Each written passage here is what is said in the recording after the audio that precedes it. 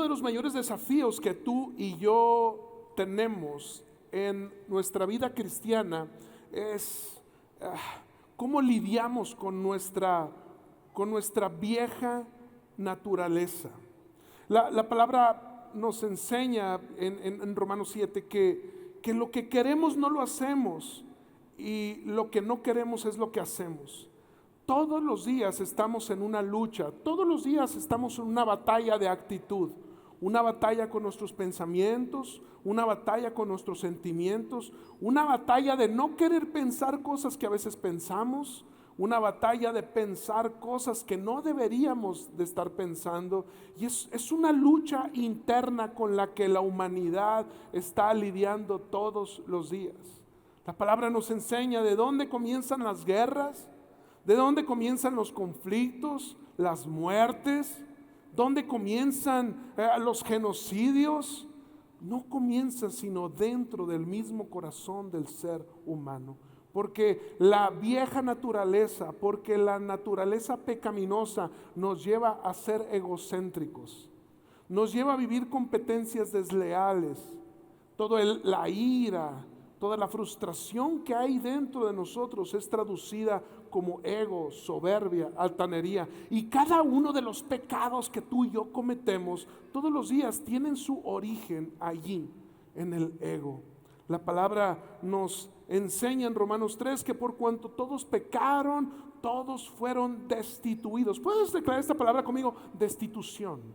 Esta palabra destitución es la misma para traducir separación, es la misma para traducir muerte. Te propongo, la palabra nos habla en Romanos 6 que la paga del pecado es muerte. Esta es la misma palabra que se utilizó anteriormente como separación. Quiere decir que cuando Dios creó al hombre, y esto te lo he predicado, Dios lo creó del barro y una vez que terminó la forma a su imagen y a su semejanza, le dio vida con su aliento. Quiere decir que el hombre fue formado sin vida, pero la vida vino del Espíritu. La vida vino del Espíritu. Y una vez que llega la vida del Espíritu, no puede convivir, coexistir, no puede haber común unión entre nuestra vida y el pecado. El diablo fue astuto y sometió al ser humano en el surco de sus pensamientos para que cada pensamiento, para que cada sentimiento fuera pecaminoso. Ahora, el diablo ha sido tan sutil que la ira de Dios iba en contra de lo que Dios más odiaba, que era el pecado. Y la ira de Dios estaba impactando el hombre, que era lo que Dios más amaba. Qué cosa tan increíble es lo que hace el pecado. Ahora bien, por eso Dios, nuestro Señor, envió a Jesucristo, y estoy enseñándoles en 5 minutos nuestra teología de la salvación. Dios envió a Jesucristo a ser clavado en un mástil de madera, y entonces toda la ira de Dios cayó sobre Jesús. Toda la equivocación de la humanidad fue sobre los hombros de Jesús.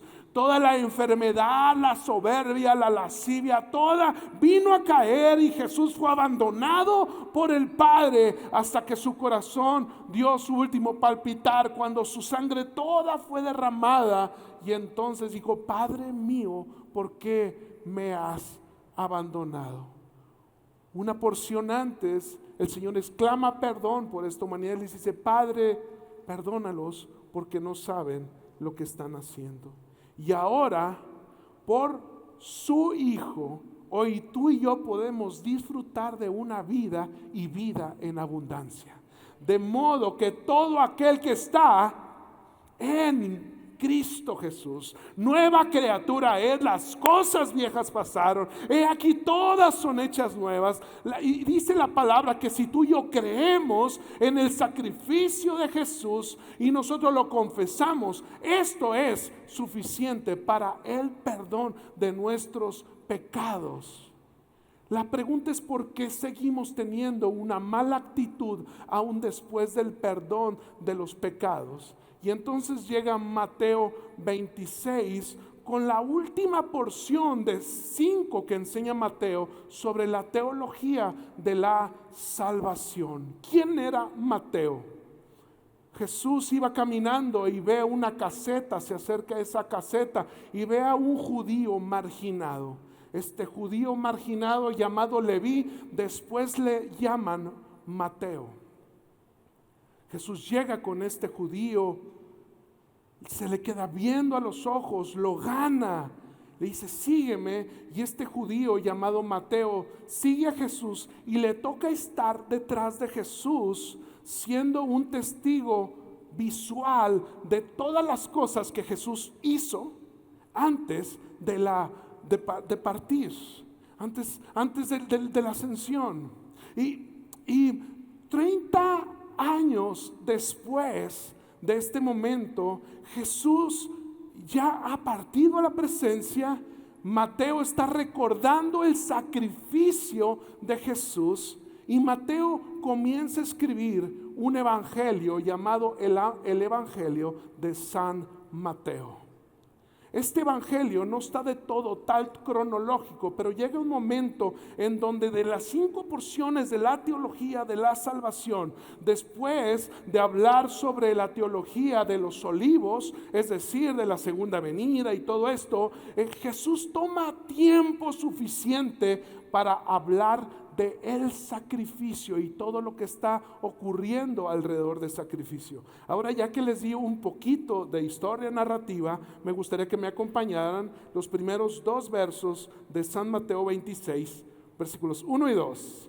Cuando hubo acabado Jesús todas estas palabras, ¿cómo sé que son 5 principios teológicos? Porque esta misma porción la dice 5 veces en este evangelio. Cada uno está hablando de una teología diferente, una porción de la teología diferente. Y ahora, aquí viene la última de los 5 bloques. Cuando hubo acabado Jesús todas estas palabras, dijo a sus discípulos: sabéis que dentro de 2 días se celebra la Pascua. ¿Qué era la Pascua? La Pascua, 1500 años antes de Cristo, el pueblo de Dios estaba sometido, subyugado en esclavitud en Egipto. Conocemos esta historia. Después ocurre la historia del éxodo. Y este momento, estas 2 millones de personas estaban siendo subyugadas, estaban siendo sometidas, el pueblo de Dios estaba siendo oprimido en Egipto. Y dice la palabra que el Señor envía 10 plagas. Y en la 10ª plaga el faraón suelta al pueblo de Israel y el Señor elige a una persona llamado Moisés para guiar a este pueblo. Ahora, menciona que en la 10ª plaga todos los primogénitos hombres iban a morir. Y entonces Moisés trajo una palabra de parte de Dios, les dice: quiero que pongan sangre de un cordero que se sacrifique y lo van a poner sobre los marcos de las ventanas y sobre los marcos de las puertas. Una vez que esto suceda, entonces va a venir el ángel de la muerte y va a entrar a todas las casas que no sea rociada la sangre, y entonces van a morir todos los primogénitos. Una vez que esto sucedió, el faraón muere, su primogénito, y entonces suelta, rompe su voluntad y sale el pueblo de Israel. Pero a este proceso del rocío de sangre en los hogares del pueblo de Dios se le llama la Pascua. Para los judíos la Pascua representaba la fiesta más importante. En medio de esta fiesta importante, en medio de recordar el rocío del cordero, en medio de recordar este momento, Jesús les está enseñando: sabéis que dentro de 2 días se celebra la Pascua y el Hijo del Hombre será entregado para ser crucificado. Jesús les está explicando que Él va a morir, que Él tiene que morir, que ha llegado su momento, que ha llegado su hora. ¿Por qué? Esta Pascua era un símil, era una sombra del verdadero sacrificio de Jesús, de la sangre derramada en la cruz del Calvario. Ahora, ¿por qué una sombra? Porque yo tengo este vaso de café, por cierto, de la Avellana, riquísimo, y es orgánico, gluten free. Fin del comercial. Yo tengo esto y en este momento hay una sombra que ustedes no logran ver. La sombra te da la imagen, pero la sombra no te da el objeto completo. La sombra te ofrece la figura, pero no te da el beneficio completo, no tiene la visión completa. Jesús es el sacrificio completo de Dios. Él es la ofrenda completa. Él es la Pascua completa. Él es la peña de Oreb. Él es nuestro Salvador. Él es nuestro pan de vida. Él es la luz que nos guía. Él es nuestro perdonador. Él es nuestro sanador. Él es nuestro todo. Él es nuestro todo, no una sombra. Y aquí la Pascua era una sombra. Está llegando el completo de la revelación del cuerpo completo, la revelación del poder completo. Y justo en este momento comienzan a traicionar a Jesús.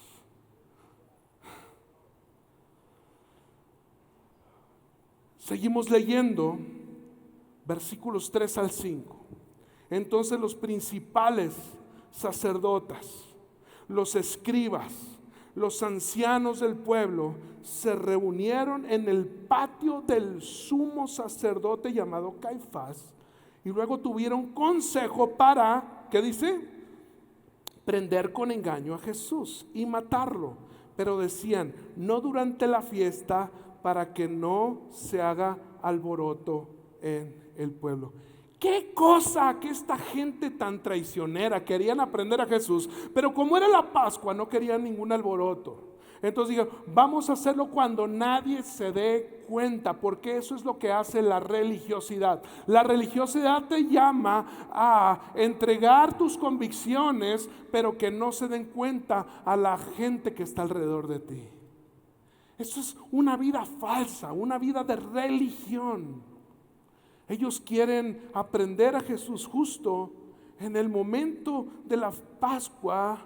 Está ocurriendo este momento. Josefo, el historiador, menciona que en la última semana que Jesús derramó su sangre, en la última semana de la crucifixión, hubo 250,000 animales sacrificados por perdón de los pecados.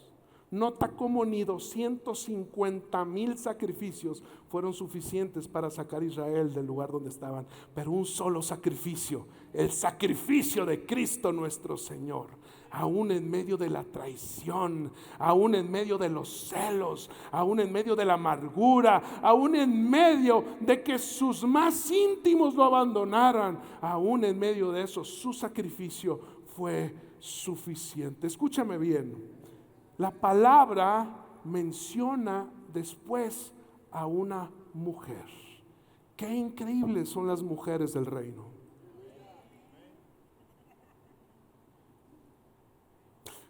Qué increíbles son las mujeres del reino. Fueron dos mujeres las que formaron a Pablo. Fueron 3 mujeres las primeras que vieron a Jesús resucitado. Qué increíble es el potencial que hay en las mujeres. Aún antes se les ninguneaba y se les menospreciaba, no eran tomadas en cuenta, pero ya estaban en el corazón del Maestro.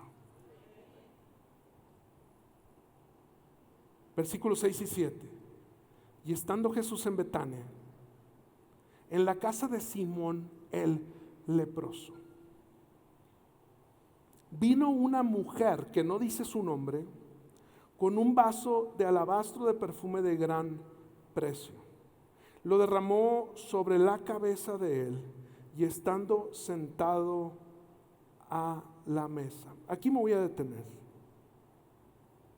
¿Quién era esta mujer? Esta mujer que tenía en su closet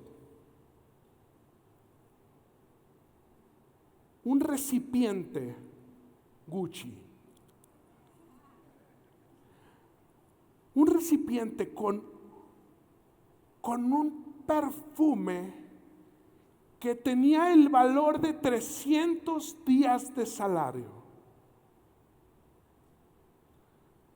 Esta mujer algo vio, algo sintió, una convicción había en su corazón, y esta mujer se acercó, rompió ese frasco y comenzó a ungir. Ahora quiero platicarte algo.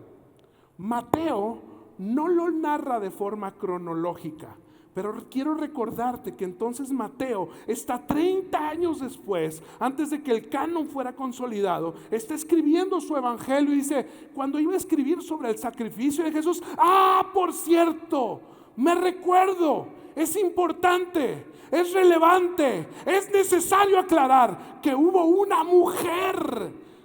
No recuerdo cuál era su nombre, pero esta mujer hizo algo poderosísimo que ninguno de los que estábamos ahí fuimos capaces de hacer, sino esta mujer. Esta mujer entró y rompió un frasco de alabastro y comenzó a ungir. Termina esta narrativa y Mateo sigue de forma cronológica narrando la muerte de Jesús. Ahora, ¿quién era esta mujer? Juan está en el mismo cuarto. Juan está viendo también este sacrificio, pero está de otra perspectiva. Él tiene otra visión. Y Juan lo narra así en el capítulo 12, versículos 1 al 3. 6 días antes de la Pascua. Entonces ya se encaja cronológicamente.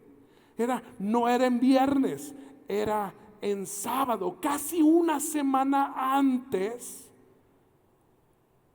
Jesús vino a Betania, donde estaba Lázaro, el que estaba muerto, a quien había resucitado de los muertos. Y entonces ahí había una cena. Marta servía y Lázaro era uno de los que estaban sentados a la mesa con él. Y entonces ya entendimos por dónde va. Porque esta casa era una casa donde Jesús se hospedaba constantemente en su ministerio. Esta casa era la casa de uno de sus mejores amigos. Su amigo el que había muerto, pero Jesús lo había resucitado. Esta era esta casa. Entonces María está narrando Juan, el que se dice a sí mismo el amado. Dice, entonces María tomó una libra de perfume de nardo puro, de mucho valor, y ungió los pies de Jesús y los enjugó con sus cabellos. Y la casa se llenó del olor del perfume. Y ahora esta mujer se vuelve famosa, porque ahora ya tiene nombre. ¿Quién era esta mujer? Esta mujer era María, o como le llamamos en el evangelio, nuestra amiga Mari. Mari. Esta mujer que puso todo su valor y la honra que ella tenía. ¿Por qué tenían perfumes tan costosos? No estoy tan seguro que hoy en día exista un perfume de 300 días de salario, aunque ahorita los precios de todo están volando, pero yo no conozco, lo pueden googlear y me lo mandan, un perfume de 300 días de salario. ¿Por qué ocurría esto? Porque anteriormente había un ritual en la cultura judía, y este ritual es que cuando un familiar tuyo moría, era embalsamado y se le ungía su cuerpo con los aceites de una planta especial que se daba en una porción de ese lugar. Y esta se le ungía, se le ungía, se le ungía, se le abría la boca y se le ponía en lugar de formol y en lugar de todo lo que hoy se tenía. Entonces, anteriormente toda la familia del fallecido iba a la casa para velarlo, pero antes no se velaba un día o una noche, se velaba durante 21 días. 21 largos días teniendo a un amado, a un cuerpo ya fallecido. Quiero que te imagines el olor, el hedor, las enfermedades que esto podrían producir. Entonces diseñaban unos perfumes y estos perfumes eran valiosos. Se intercambiaban por tipos de cambio, por viviendas, por terrenos, pero casi nadie se deshacía de ellos porque se requería mucho tiempo para poderlos hacer. Representaba la honra. Entonces la gente los guardaba y cuando estaban enfermos le decía: por favor, yo, Mari, en mis tiempos de muerte tengo en mi caja fuerte en el closet algo valiosísimo, algo que para mí representa todo lo que tengo. Quiero ser honrada en mi muerte, quiero que la gente me recuerde. Pero si en algún momento se requiere pagar para que ninguno de nosotros seamos esclavos, tenemos este guardadito. Es un perfume de nardo puro.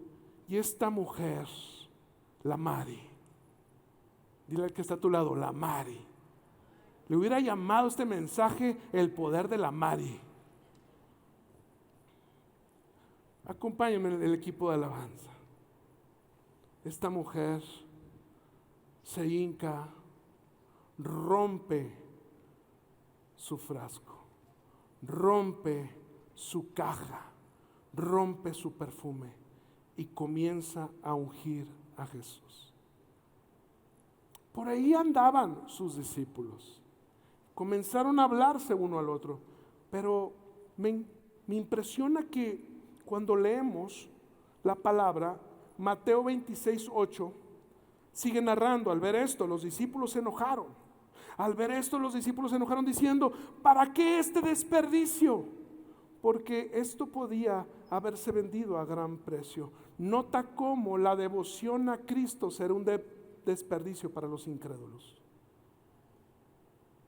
¡Qué poderoso!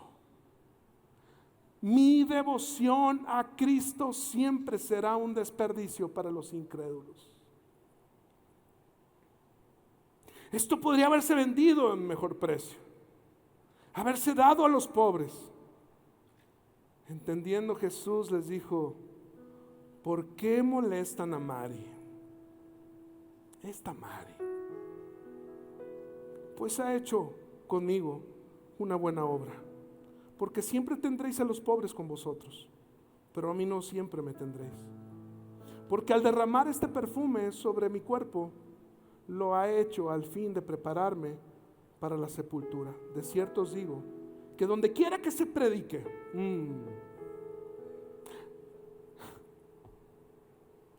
esto es lo que hace la devoción. Hace relevante el corazón de una mujer que supo entregarlo todo al Señor. Lo increíble en realidad no son los pesos ni los centavos. Lo increíble es el corazón de esta preciosa mujer llamada Mari. Mari, Mari, Mari, la que supo dónde estaba su mejor parte, la que supo valorar la presencia de Jesús, la que supo honrarlo como a Él lo merecía. Y entonces la palabra dice: donde quiera que se predique, se acuerda Mateo 30 años después, el maestro dijo,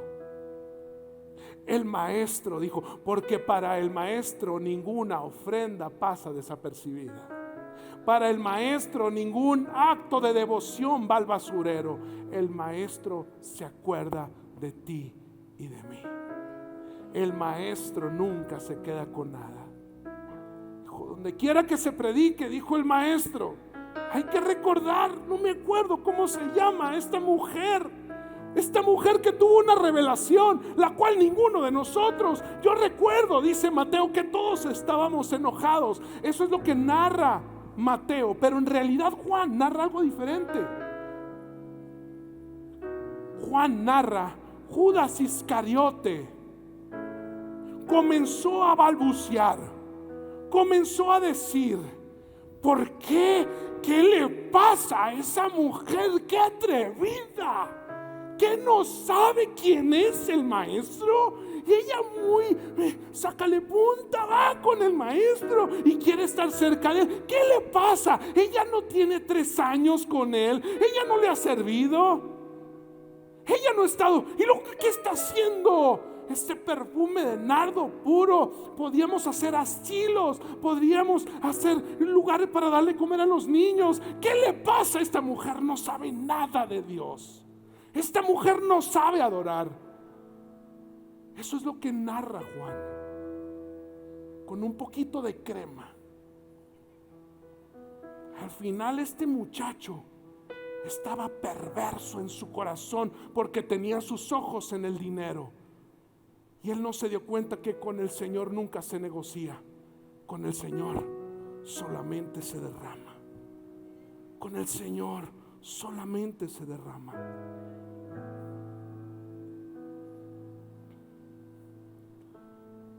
¿Por qué Mateo dice que todos están enojados y Juan habla solamente mal de Judas? Porque esto es lo que hace la traición. La traición es un espíritu que contamina a su alrededor.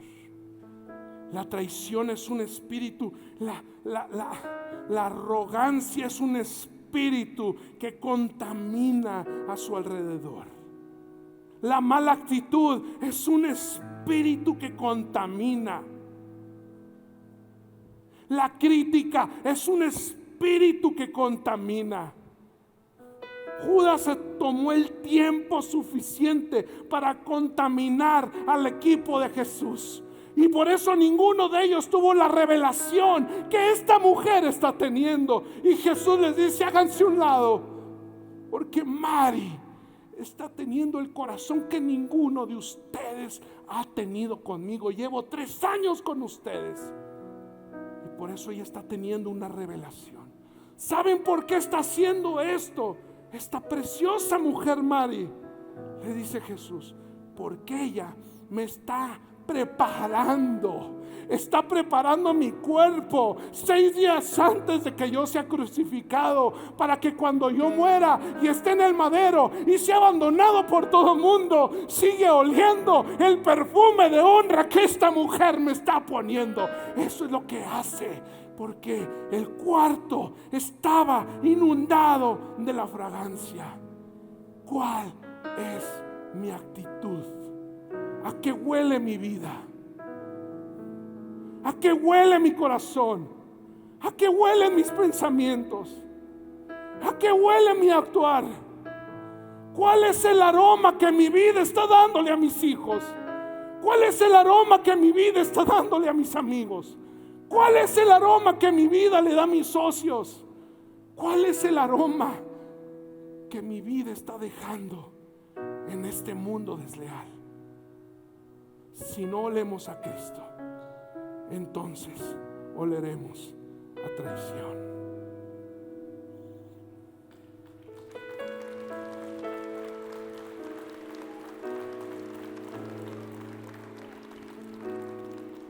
La tremenda Mari le hubiera puesto a la prédica.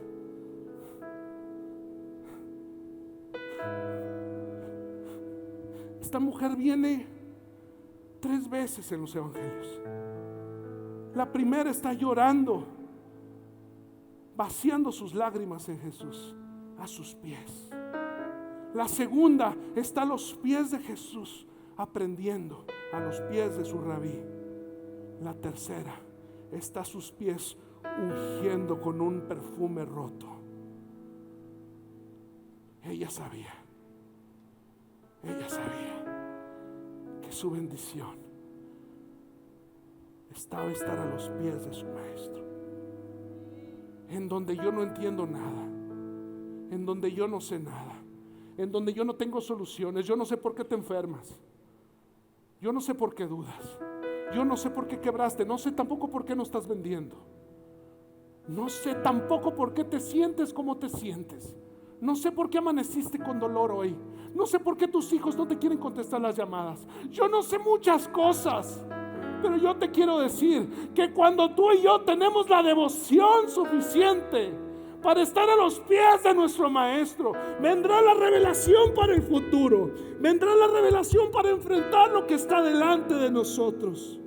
Nuestra bendición está en estar todo el tiempo a los pies, podernos humillar para que Él crezca, a los pies del que nos dio vida, a los pies del que nos dio perdón, a los pies de nuestro Maestro. Porque cantamos, cuando adoramos,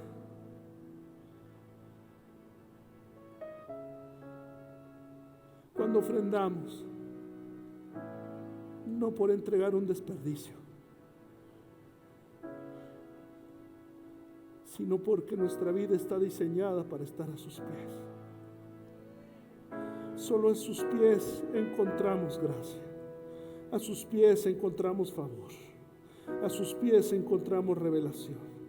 No fueron los que caminaron 3 años con Él, fue la tremenda Mari que supo estar a los pies